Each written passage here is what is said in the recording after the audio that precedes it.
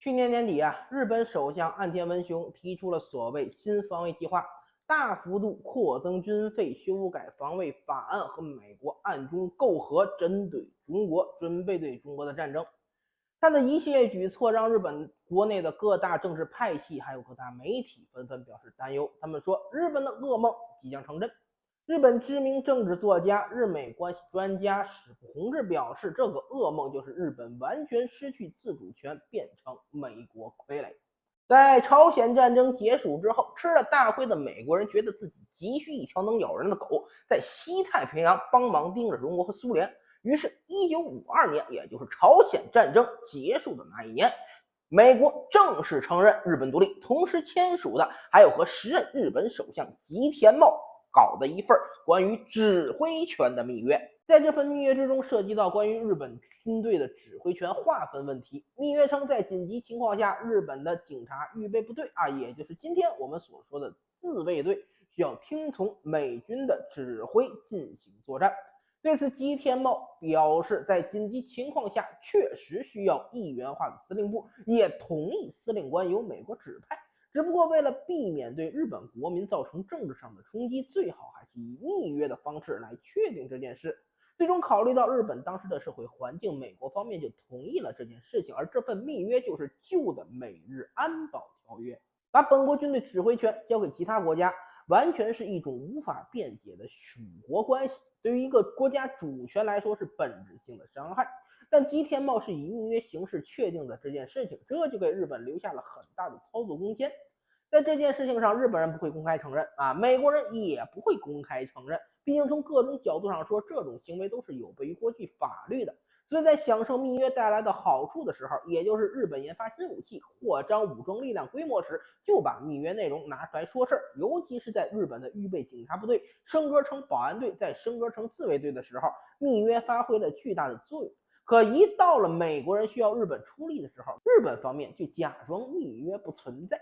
根据密约内容，当美军司令部认为有战争威胁的时候，所有日本部队都应该接受美国政府任命的总司令来指挥。同时，在美国政府任命的总司令指挥之下，日本军队允许在日本国外进行战斗。然而，日本宪法的第9条第1款内容是，日本建立军事力量的情况下，不得在日本国外进行战斗行为。于是，历任首相都坚定一个信念，那就是在日本部署军事力量，甚至让美国军队进日本都是合法的。但是日本军队派到海外就是违宪什么密约不知道，没听说过。最关键的是，日本宪法第9条还是美国人自己加上去的，美军司令部就是想反驳，那也没法反驳。在很长一段时间里，日本的政治派系就分成了3派分别是赞成日本建立军事力量，也支持在海外作战的自民党右派，支持建立军事力量但不支持海外作战的自民党自由派，以及同时反对海外作战和建立军事力量的日本社会党及其他派系。3派在战后长期各自占有1/3的席位，确保日本军事力量的扩展速度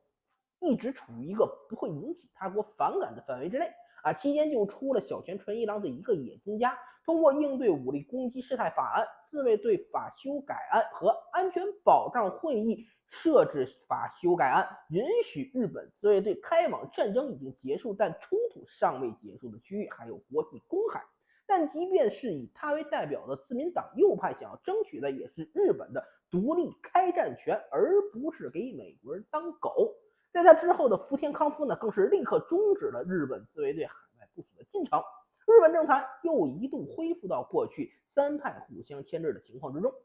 同时，为了避免日本被绑上美国战争，日本历任首相也是极力避免让美国人的战略武器，包括攻击性巡航导弹萨德反导系统被部署在日本。然而，就在一群狼互相角力的时候，日本政坛里面混进了一个哈士奇岸田文雄。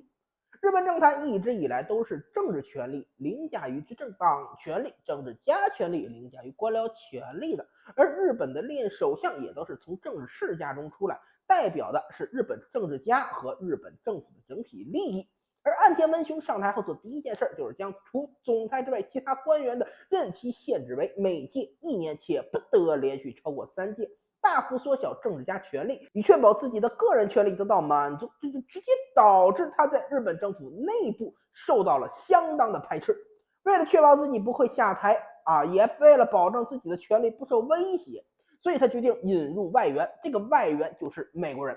岸田力推的国家安保战略、防卫计划大纲和中期防卫力量整备计划，其核心就一条，将吉田茂和美国人签订的密约以法律形式确定下来，全方位媚美，把日本打造成美国的马前卒，为美国利益而战。作为交换，美国人则是对日本政府不断施压，以确保岸田文雄不会从首相和总裁的位置上下来。公正的说，虽然日本一直以来都是中国的对手，但至少它是一个有威胁的对手。从吉田茂就任第一届二战后独立日本的首相至今已有70年，70年，55任30名首相都在做一件事情，给日本争取独立自主开战的权利，让日本恢复成正常国家。然而在岸田文雄的手中，这一切努力化成了泡影。日本政界最害怕的就是被美国人完全控制军队的这一噩梦，很有可能在他手中实现。只能说佩洛西给整个西方政坛开了一个非常不好的头，那就是用整个国家的利益为自己换取个人利益，而岸田文雄做的也不过是有样学样罢了。